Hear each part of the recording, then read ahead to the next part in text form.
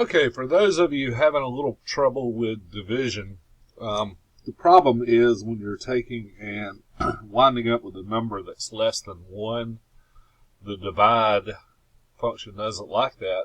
It wants an integer, a whole number.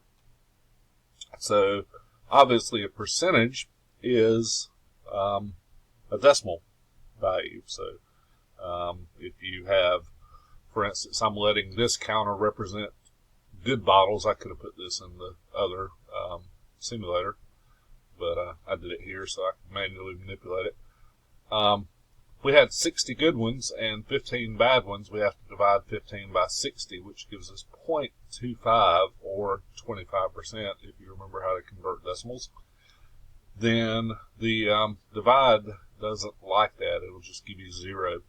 And so what I found, and I remembered this finally, I actually came up with this during the COVID shutdown and had forgotten how I had done this.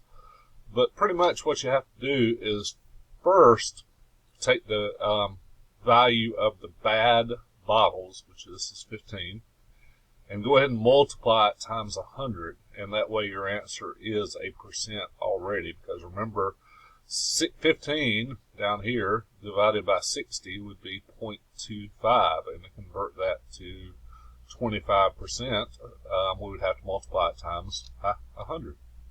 So I go ahead and took this 15, C51 accumulated value, and multiplied it times 100, put it in N7:0, stored it there, and then divided that value, much larger value, by my total, and that gives me 25%.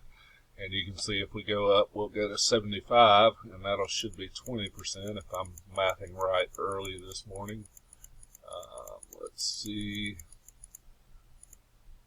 75, and it's rounding, it's probably at 20, yeah, definitely there now. And if I go to 90, it'll be approximately 16%.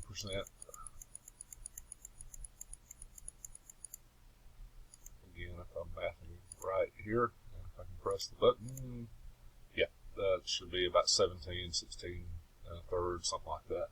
So anyway, that's the way you trick the divide into giving you the correct percentage when it's less than 1, which percentages generally are when we're dealing with bad versus good. If not, you got some real issues in the manufacturing process. So there you go. There's a way to manipulate this into giving you the percentage.